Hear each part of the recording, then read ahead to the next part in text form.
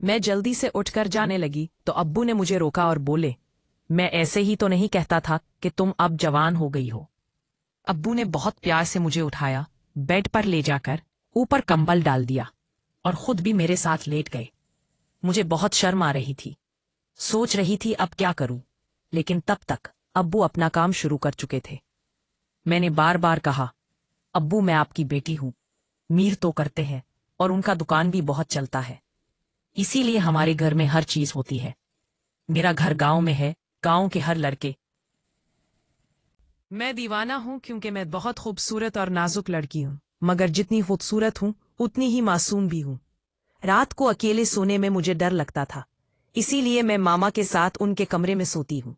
मेरे अब्बू हमेशा मामा से कहते थे कि अब हमारी बेटी जवान गई है, इसकी शादी कर देनी चाहिए। ये सुनकर मैं शर्माती थी। दिसंबर की लंबी सर्द रातें थी। मामा और भाई मेरे कजिन की शादी पर गए हुए थे।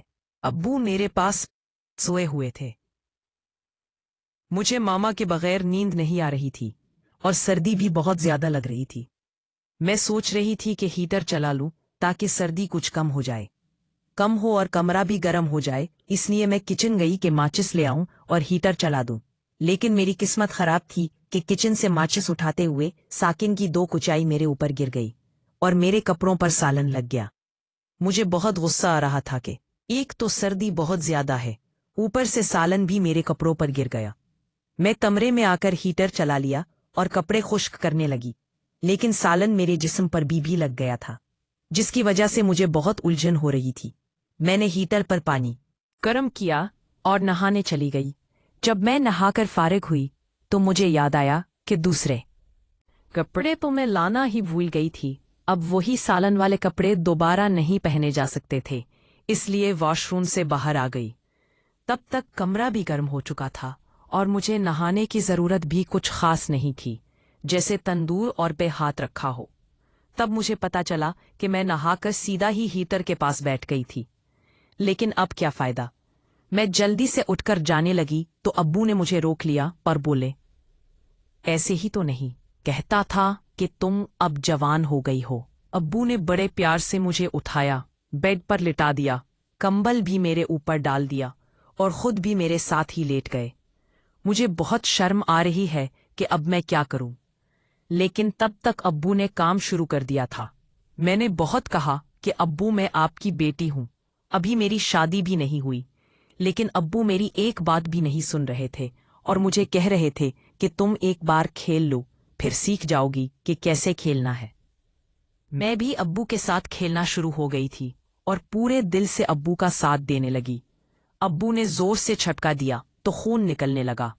अब्बू बहुत तेजी से खेल रहे थे क्योंकि वो पुराने खिलाड़ी थे, लेकिन मैंने कभी ऐसा खेल नहीं खेला था, इसलिए मैं बहुत ज्यादा थक गई थी। जब अब्बू खेलकर थक गए और जब मुझे सुकून मिला, तब तक मैं भी 2-3 बार सुकून हासिल कर चुका था। लेकिन मुझे पता नहीं था कि मेरा भाई घर आ गया था और मुझे और अब्बू को घर का काम करते हुए देख रहा था। अब अब्बू भी थक कर सो गए और मैं भी। अगले दिन भाई मेरे पास आया और कहा कि आओ मैं तुम्हें बाहर घुमाकर लाता हूँ। मैं रात को अब्बू की वजह से बहुत थक गई थी, इसलिए मैंने इनकार कर दिया और अब्बू और भाई के लिए नाश्ता बनाने लग गई। नाश्ता करके अब्बू दुकान पर चले गए तो भाई ने मुझे कहा कि अलमारी से मेरे कपड़े निकालकर सट्रीले से कर दो।